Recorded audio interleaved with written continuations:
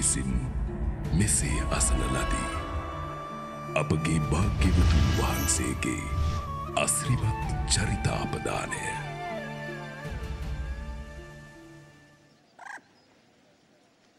මුව පොව්වන්ගෙන් ගැවසුන බරණැස ඉසිපතන මිගදාය බවුන් වඩන පස්වග ශ්‍රමණයන්ට විවේක සෙනසුනක් වුණා.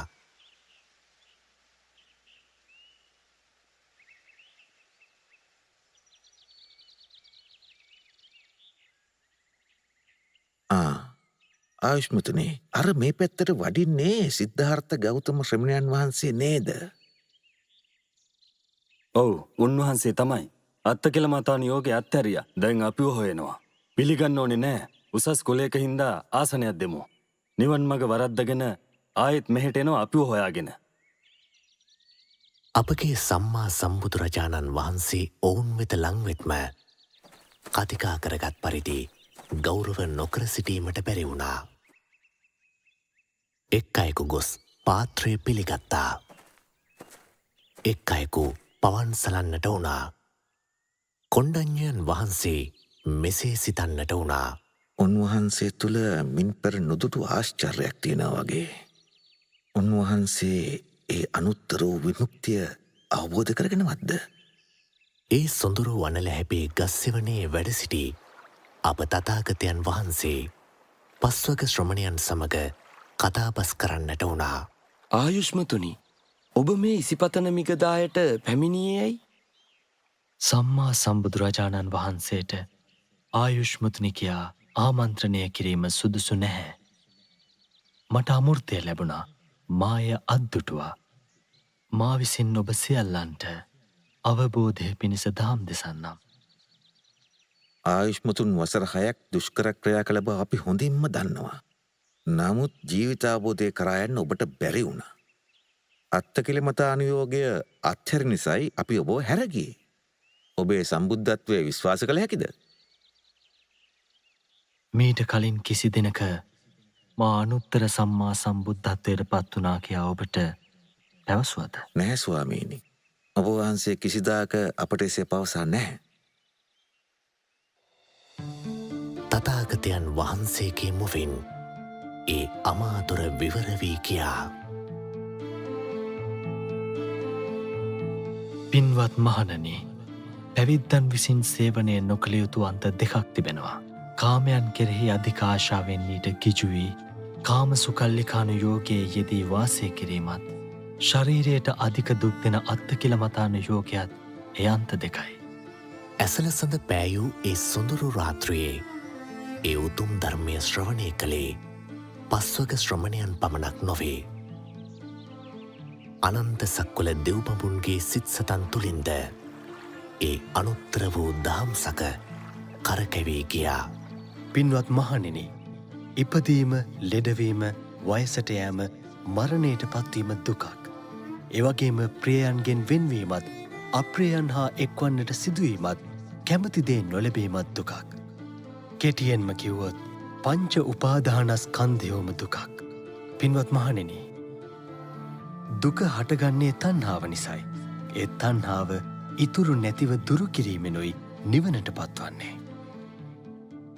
ඒ දුක නිවන මාර්ගය ආර්ය අෂ්ටාංගික මාර්ගයයි. එයින් දහම් මැස ලැබෙනවා. ඒ චතුරාර්ය සත්‍ය ධර්මය ශ්‍රවණය කළ කොණ්ඩඤ්ඤයන් වහන්සේ හේතුඵල ධර්මයන් වැටහි සෝතාපන්න ඵලයට පත් වුණා.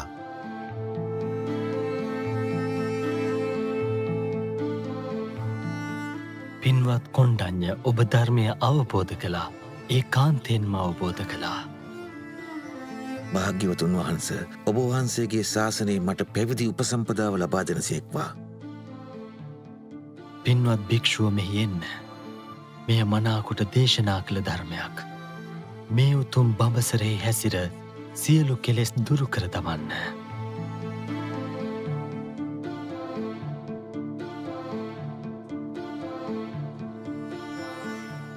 භාග්‍යවතුන් වහන්සේ මේ අයුරින් ශ්‍රී සද්ධර්මය දේශනා කරද්දී පිළිවෙලින් වප්ප, බද්ධිය, මහානාම, අස්සජි යන ශ්‍රමණයන් වහන්සේලාද සෝතාපන්න ඵලය සාක්ෂාත් කළා.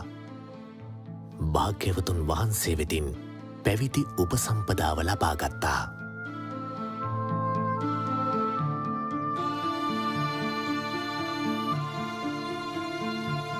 ඉන්පසු භාග්‍යවතුන් වහන්සේ අනාත්ම ලක්ඛණ සූත්‍රය දේශනා කළා. පින්වත් මහණෙනි, මේ රූපය අනාත්ම දෙයක්. වේදනාවත් ආත්මයකින් තොර දෙයක්. සංඥාවත් අනාත්මයි. සංස්කාරද අනාත්මයි. විඤ්ඤාණයත් ආත්මයකින් තොර දෙයක්. මේ පංච උපාදානස්කන්ධය ආත්මයක් වුණා නම් මෙසේ වේවා මෙසේ නොවේවා කියා ලබන්නට පුළුවන් විය යුතුයි. නමුත් මාගේ පංච උපාදානස්කන්ධය මෙසේ වේවා මෙසේ නොවේවා කියා ලබන්නට බැහැ. ඒ නිසයි ආබාධය පිණිස පවතින්නේ. පින්වත් මහණෙනි, මේ පංච උපාදානස්කන්ධය මගේ නොවේ, මම නොවේ, මගේ ආත්මය නොවේ කියා දියුණු කළ ප්‍රඥාවෙන් දැකිය යුතුයි. ඒ අනාත්ම ලක්ඛණ සූත්‍රය ශ්‍රවණය කළ පස්වක භික්ෂූන් වහන්සේලාගේ සිත් සතන් සියලු කෙලෙසුන්ගෙන් මිදී ගියා.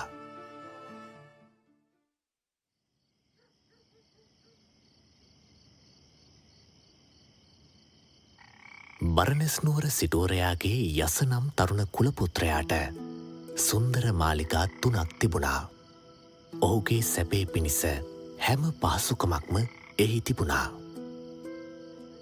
ස්වරූපී අන්තපුර කාන්තාවන් නෘත්‍යාකාරයේ වැටී සිටින අයුරු ඔහු දුටුවා. ඔවුන්ගේ ගෙරවිලි විකාර දැක කුමාරයා මෙසේ සිතන්නට වුණා.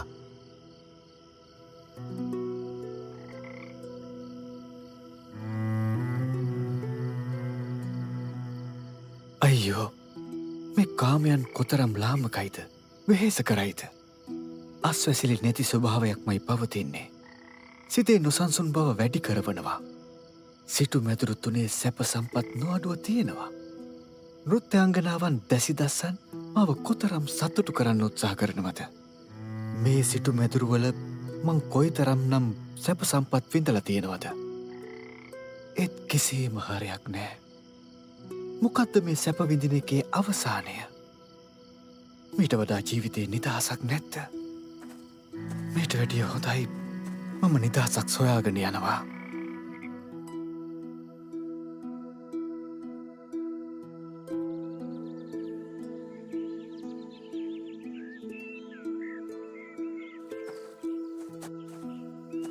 මේ ජීවිතේ කරදර ගොඩක්. මේ ජීවිතේ හරිම වදයක්. පින්වත් යස, මේ ජීවිතයෙහි නම් කිසිම වදයක් නැහැ. කිසිම කරදරයක් නැති ජීවිතයක් මෙහි තියෙන්නේ. යස, මෙහි එන්න. ඔය කරදර කම්කටොළු සහිත ජීවිතයෙන් අත්මිදෙන්න. ඉන්පසු භාග්‍යවතුන් වහන්සේ අනුපිළිවෙල කතාවත් සාමුක්කංසික දේශනාවත් වදාලා. පින්වත් යස, දානය කියන්නේ අත්හැරීමටයි. එය සිතෙහි ඇති මසුරුකම නැමැති අකුසලය ප්‍රහාණය කිරීමට හේතු වෙනවා. සීලයෙන් කය වචනය සංවර කරනවා. ජීවිතයේ පසුතැවීම නැති වෙනවා. යහපත් ජීවිත ගත කරන අය සුගතිය උපදිනවා. මේ කාමයන්ගේ බොහෝ ආදීනවයි තිබෙන්නේ. පින්වත් යස, සත්වයා කිලිටිවන්නේ කෙලෙස් හා එක්වීමෙනුයි. කෙලෙසුන්ගෙන් නික්මුණු කෙනා සංසිඳී යනවා. ඔහු තමයි සත්‍ය අවබෝධය ලබන්නේ.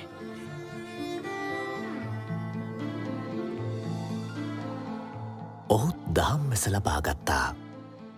සෝතාපන්න ඵලයට පත් වුණා.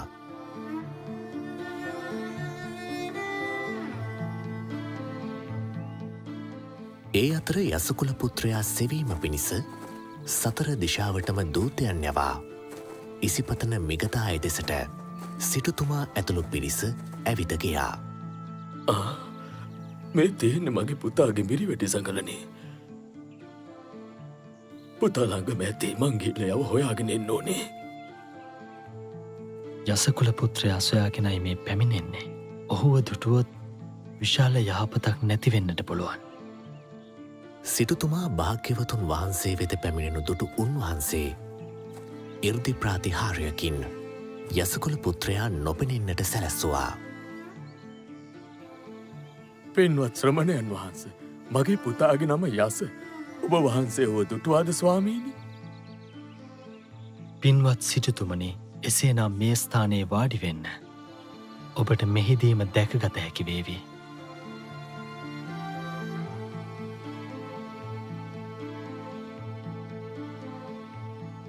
භාග්‍යවතුන් වහන්සේ විසින් දේශනා කළ ශ්‍රී සද්ධර්මය ශ්‍රවණය කළ සිටුතුමා දහම්මැස උපදවා ගත්තා. එම ධර්මයම ශ්‍රවණය කළ යසකුල පුත්‍රයා උතුම් අරහත්වයට පත් වුණා. අවෝ භාග්‍යවතුන් වහන්සේ ඉතා සුන්දරයි. අඳුරේ ඉන්න කෙනෙකුට පහනක් දැල්ලුවා වගේ. දිවි තිබෙන තුරාවට තෙරුවන් සරණ ගිය උපාසකයෙකු ලෙස මා පිළිගන්නාසේක්වා. මාහට කරුණු සියල්ලම අවබෝධ වුණා. පින්වත් යස, ඔබේ මෑණියන් හඬමින් වැළපෙමින් ඔබෙනතුරු මග බලන් ඉන්නවා පුතණුවනි. ඔබේ මෑණියන්ට ජීවිතය ලබා දෙන්න.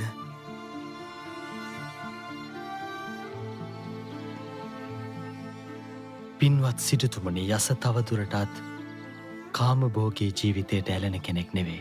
යස මේ චතුරාර්ය සත්‍යය පරිපූර්ණව අවබෝධ කොට අරහත්වයට පත් වුණා. යස, ඔබ අද මේ උදාකරගත්තේ උතුම් වූ ලාභයක්. ස්වාමීනි භාග්‍යවතුන් වහන්ස, අද දානය සඳහා යසකුල පුත්‍රයා සමග මාගේ සිටුමාලිගයට වැඩම කරන සේක්වා. සිටුතුමා ඉවත්වගේ පසු යසකුල පුත්‍රයා ඒහි භික්ෂූ භාවයෙන් පැවිදි උපසම්පදාව ලැබුවා.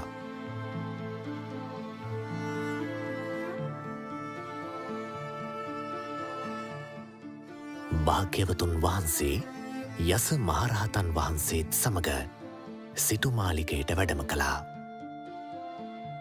භාග්‍යවතුන් වහන්සේ වදාළ ශ්‍රී සද්ධර්මය අසා යස මහරහතන් වහන්සේගේ මවත් ගිහි කල බිරිඳත් සෝතාපන්න ඵලයට පත් වුණා.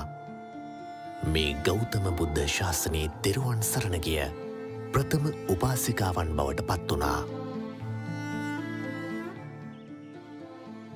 විමල, සුබාහු, පුන්නචි, ගවම්පති, ඔබ සියලු දෙනා ගෙහි කල මගේ මිත්‍රයින්. මම දැන් භාග්‍යවතුන් වහන්සේගේ අද මඩලෙහි උපන් පින්වත් ශ්‍රාවකයෙක්. මම කාම හුල උතුරා දැමූ කෙනෙක්. දැන් ඇයි ඔබලා මාව සොයාගෙන මෙහිට ආවේ? ඔබ වහන්සේ පැවිදි වුණා කියලා අපිට දැනගන්න ලැබුණා. ඔබ වහන්සේ නිවැරදි මඟ තෝරගත්ත කියලා අපිට හොඳටම විශ්වාසයි. හොඳයි එහෙනම්. මම ඔබලාව මාගේ ශාස්ත්‍ර වූ ඒ භාග්‍යවතුන් වහන්සේ වෙත ගෙන යන්නම්. ඒ උතුම් වූ ශ්‍රී සද්ධර්මය මහත් වූ අනුකම්පාවෙන් ඔබලා වෙත දේශනා කරාවේ. අපි උන්වහන්සේ බැහැදකිමු. පින්වත් ශ්‍රාවකයනි, අකුසලයත් අකුසල මූලයත් ඔබ හොඳින් හඳුනාගත යුතු වනවා. එසේම කුසලයක් කුසල මූලයත් හඳුනාගත යුතු වනවා. ජරා මරණවලට හේතුව ඔබ අවබෝධ කරගන්න. දුක පිණිස හේතුඵල දහම සකස් වන ආකාරය වටහා ගන්න. ජරා මරණවලින් නිදහස්වීම පිණිස ආර්ය අෂ්ටාංගික මාර්ගය නම් ප්‍රතිපදාව ප්‍රගුණ කරන්න. ඔහු සීල සමාධි ප්‍රඥා වඩමින් මේ දුකින් නිදහස් වෙනවා. 50ක් වූ මාගේ ගෙහි කල මිත්‍රයිනි, මම ගෙහිගෙහින් නික්මී උතුම් වූ පැවිදි ජීවිතයට ඇතුල් වුණා. මේ සංසාරෙන් නිදහස් වන්නට ඔබත් අප්‍රමාදී වන්න. ඒ බව දැනගෙනයි ඔබ වහන්සේව හොයාගෙනාවේ. අපිත් ඒ උතුම් වූ පැවිදි දිවියට ඇතුල් වෙන්න කැමති. හොඳයි. එහෙමනම් අපි භාග්‍යවතුන් වහන්සේව බැහැ දකින්නට යමු. ඒ උතුම් බඹසර ජීවිතේ ඔබත් හැසිරෙන්න. පින්වත් ශ්‍රාවකයනි, ඉපදෙමින් මැරෙමින් යන මේ සංසාර ගමන ඉතා දීර්ඝ එකක්. මේ ජීවිතය ඉතා දුක් සහිත එකක්. තරුණකම වයසට යාමෙන් අවසන් වනවා. නිරෝගිකම ලෙඩවීමෙන් අවසන් වනවා. ජීවිතය අවසන් වන්නේ මරණයෙන්. මේ සියලු දුක්වලට හේතුවන තණ්හාව නැති කර දැමිය යුතුයි. මේ අමා මහ නිවන අවබෝධ කරගන්න ඔබේ සිත මෙහෙයවන්න. ඒ සඳහා වීර්ය කරන්න. සීල සමාධි ප්‍රඥා තුළින් කෙලෙස් පැමි සිඳ තමන්න. එවිට සියලු දෙනාට ඒ සදාකාලික වූ විමුක්තිසුවේ ලැබිය හැකි. සසර දුකින් ඔබට අත්මිදිය හැකි. කාමය නම් වූ මඩගොහුරුවේ ගිලී සිටින අවිද්‍යාව නම් මන්දකාරයෙන් වැසී ගිය සිත් ඇති සත්වයින්ට සදා කාලයටම නිදහස් විය හැක්කේ මේ උතුම් නිවන් මඟ අනුගමනය කිරීමෙන් පමණයි.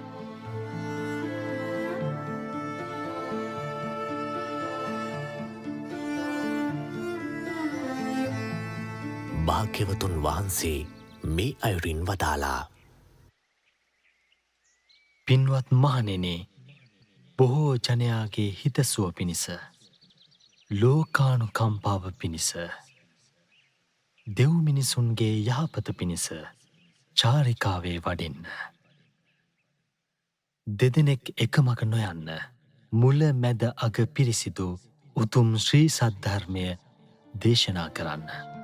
ඒ උතුම් රාතන් වහන්සේලා ගම් නියම් ගම් සිසාරා සදහම් සංදේශය පතුරුවනු පිණිස චාරිකාවේ වැඩම කළා. භාග්‍යවතුන් වහන්සේද උරුවෙල් දනව්ව කරා වැඩම කළා.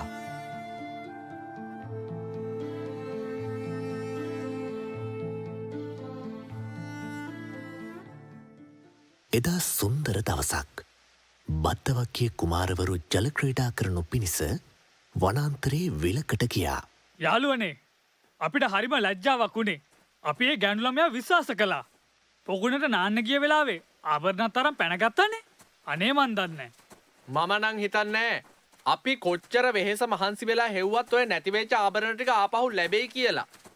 එහෙම කොහොමද කරන්නේ? මම ඒ කෙල්ලව හොයාගෙන දෙන්න පුළුවන් උපරිම දඬුවම දෙනවා. අර බලන්න අර ගහයට ශ්‍රමණයන් වහන්සේ නමක් ඉන්නවා.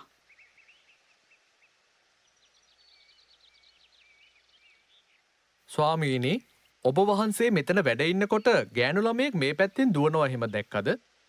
ඒ කෙල්ල පැනලා ගියේ අපේ ආභරණ ඔක්කොම හොරකම් කරගෙනයි ස්වාමීනි. අපි හැම තැනකම හෙව්වා. ඒත් හොයාගන්න බැරි වුණා. කුමාරවරුනේ, ගැහැණු ළමයෙක් ගැන හොයන එකද හොඳ, නැත්තම් තමන් ගැන හොයන එකද හොඳ? ස්වාමීනි, තමන් ගැන හොයන එක තමයි වඩා හොඳ. කුමාරවරුනේ, කාමයන්ගේ යම් සැපතක් තිබෙනවා. නමුත් මේ කාමයන් දැවිලි සහිතයි, අස්වැසිලි රහිතයි. කාමයන්ගේ ආශ්වාදයට වඩා ආදීනව වැඩි. ප්‍රඥාවන්තයා කාමයන්ගේ යථා ස්වභාවය නුවණින් විමසනවා.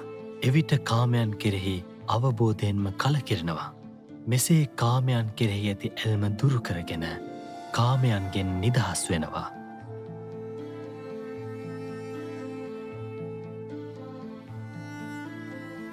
පින්වත් මහණෙනි, ඔබත් මේ ධර්මය අවබෝධ කළා. දෙව් මිනිසුන්ගේ හිතසුව පිණිස සදහම් චාරිකාවේ වඩින්න. දෙනමක් එකමග වඩින්න එපා. ප්‍රඥාවන්ත මිනිසුන්ට මේ ධර්මය අසන්නට නොලැබුණොත් ඔවුන් පිරිහී යාවි. ඔවුන් කෙරෙහි අනුකම්පාවෙන් ධර්මය දේශනා කරන්න.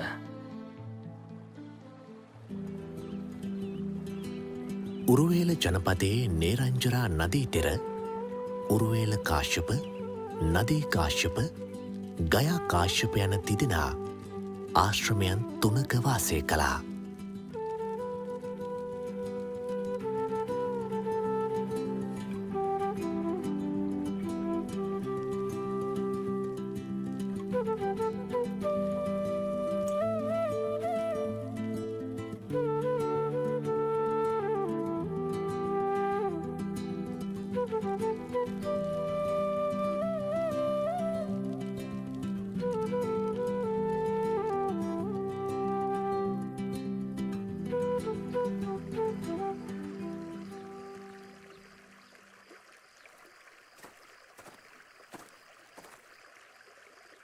ශ්‍රමණය, මේ සවස්යාමේ අපගේ ආශ්‍රමයට පැමිණියේ කුමකටද?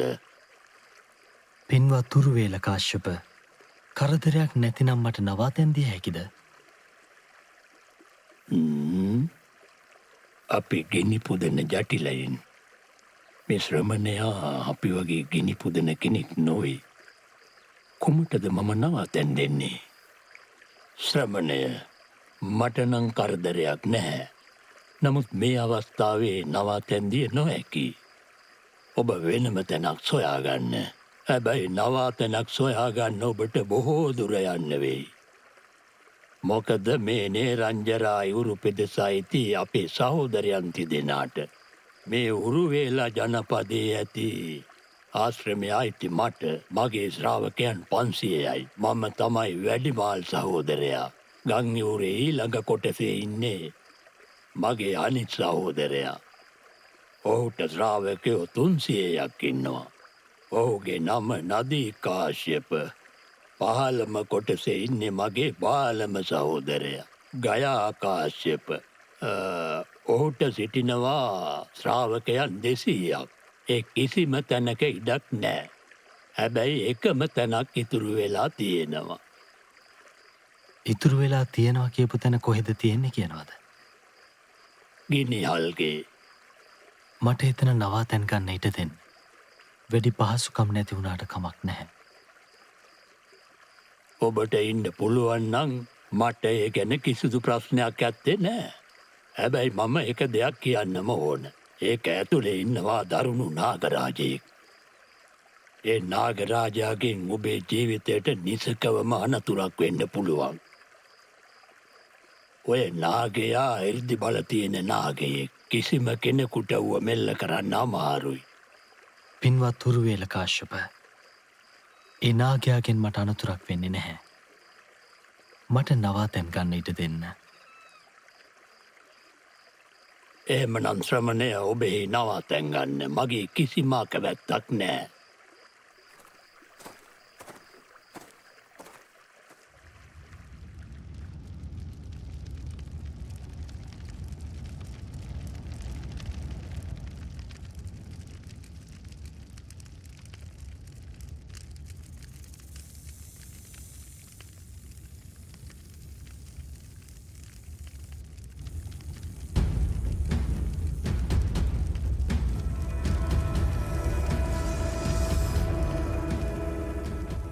ගිනිහල්ගේ තුළ වැඩ සිටි භාග්‍යවතුන් වහන්සේ දුටු නාගරාජයා කිපී ගිනිතැල් පිට කරන්නට වුණා.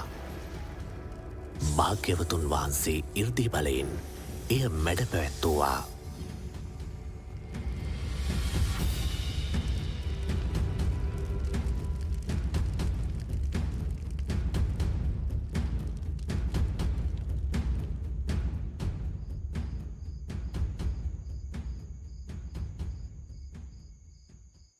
නාගරාජයා ඒකාන්තයෙන්ම ශ්‍රමණ ගෞතමයන්ට අනතුරක් කළ බව විශ්වාසයි.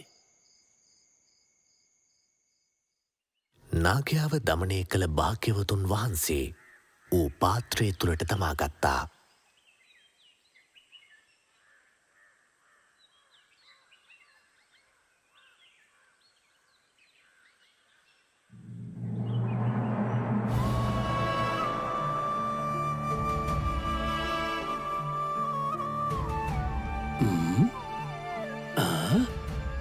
මේ ශ්‍රමණයා ඒකාන්ත වශයෙන්ම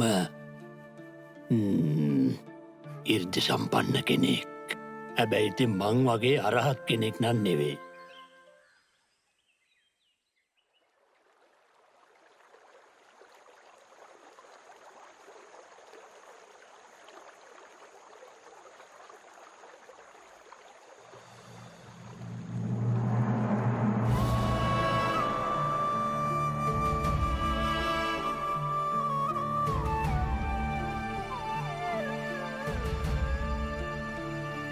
මොකක්ද ඒක පාරට ආලෝකයක් විහිදෙන්නේ? හරියට උන්වහන්සේ බෑ දකින්න දෙවි දේවතාවන් වඩිනවා වගේනේ.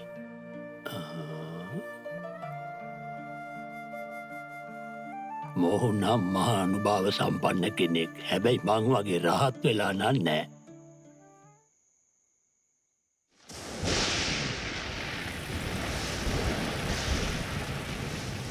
දිනක් මහා වැස්සකින් ගංගාව පිටාර ගැලුවා.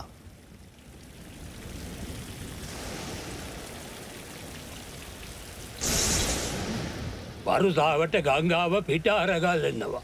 මහා ශ්‍රමණයා ගං වතුරට ගාගෙන ගියාද දන්නෙත් නෑ. ඉක්මන් කර පදවන්න. අන්න ගුරුතුමනි. අර බලන්න.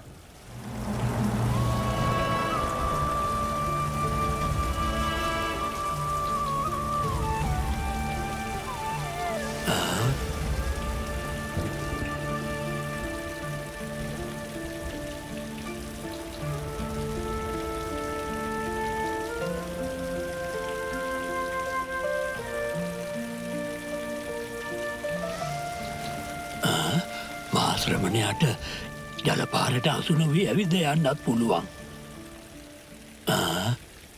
මාහිර් දෙමතේ ඒත් මං වගේ රහත් වෙලා නෑ.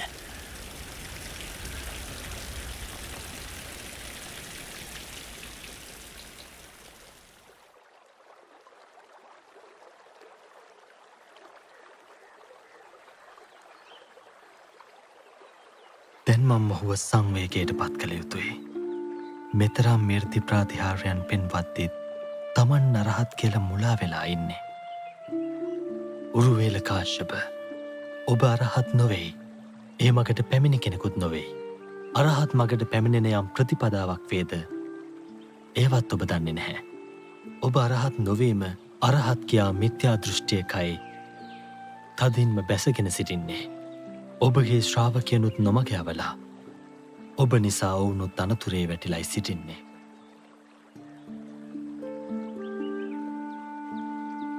ඔබ වහන්සේ මගේ මානය දුරු කළා.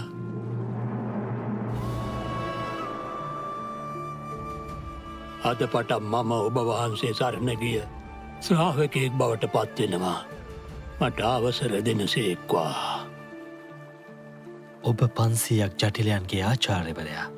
ඔබේ අනුගාමිකයන් ගැන සිතා මේ තීරණය මුලින්ම ඔවුන්ට දැන්වීමයි සුදුසු වන්නේ.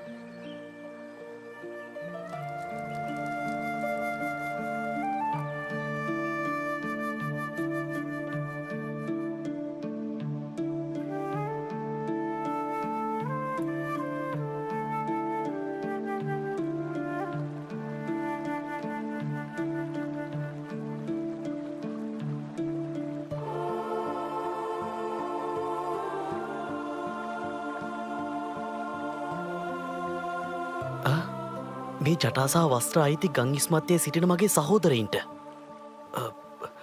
උරුවෙලට සහ නදීට කුමක් හෝ කරදරයක් වී ඇති හැඩයි.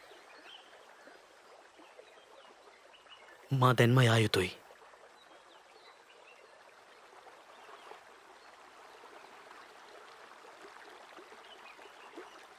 උරුවෙල නදී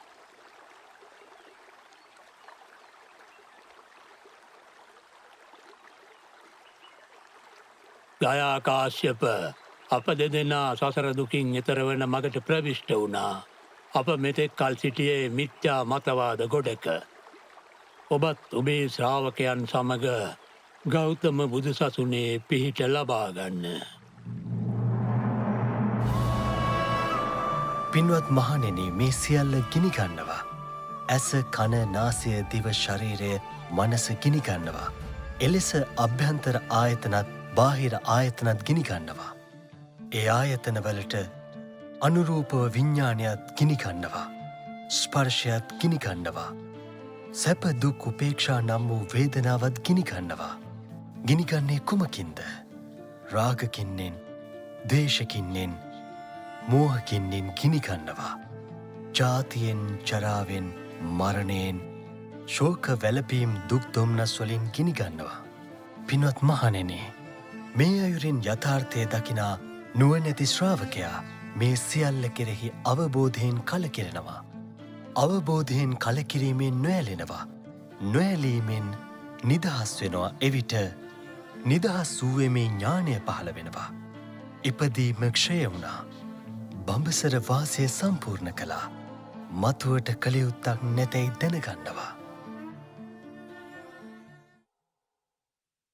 භාග්‍යවතුන් වහන්සේ ඇතුළු දහසක් මහරහතන් වහන්සේලා දුටු දුටුවන්ගේ නෙත්සිත් සනසමින් රජගහනුවර බලා වැඩම කළා.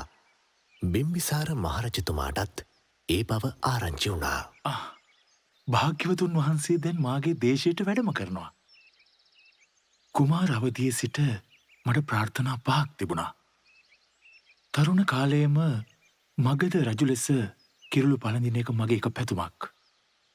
මාගේ රාජ්‍යයට සම්මා සම්බුදුරජාණන් වහන්සේ වැඩමවා ගැනීම මගේ දෙවන පැතුමයි. එවිට භාග්‍යවතුන් වහන්සේ ළඟින් නැසුරු කරන්න ලැබේවායි දෙවනුවම ප්‍රාර්ථනා කළා. හතරවෙනි ප්‍රාර්ථනා වුණේ ඒ භාග්‍යවතුන් වහන්සේගෙන් උතුම් ශ්‍රී සද්ධර්මය ශ්‍රවණය කරන්න ලැබේවා කියලයි. ඒ භාග්‍යවතුන් වහන්සේගේ ශ්‍රී සද්ධර්මය අවබෝධ කරගන්න ලැබේවායි කියලා මා පස්වෙනුව ප්‍රාර්ථනා කළා. මගේ සියලුම ප්‍රාර්ථනාවන් දැන් ඉටු වෙන්න යන්නේ. පින්වත් රජතුමනේ, මේ සසර ස්වභාවය සිහි කළ යුතුයි. මේ දුක් සහිත සසර සැරිසැරීමට අකමැති විය යුතුයි. එම නිසා සිත කය වචනය සංවර කරගෙන තමාටත් අන් අයටත් යාපත පිණිස ක්‍රියා කළ යුතු වනවා.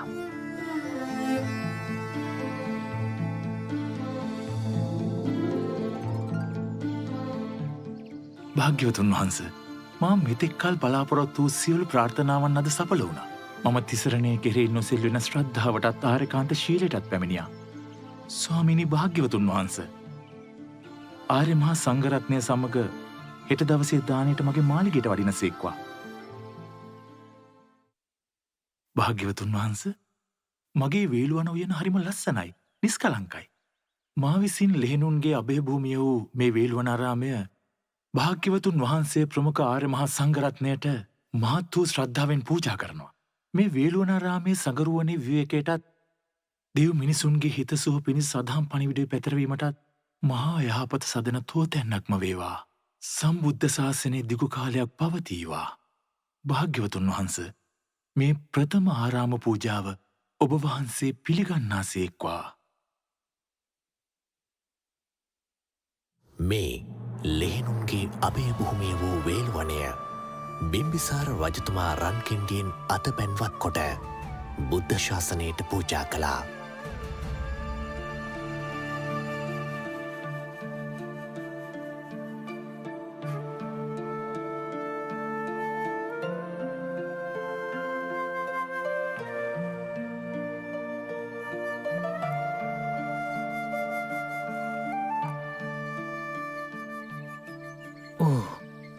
ලස්සන වන ලෑබක්.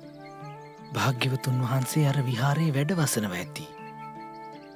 බරණස ඉසිපතන මිගතායේදී උතුම් අරහත්වයට පත් අස්සජී මහරහතන් වහන්සේ සදහම් චාරිකාව නිමාකොට භාග්‍යවතුන් වහන්සේව බැහැදකීම පිණිස වේළුවනාරාමයට වැඩම කළා.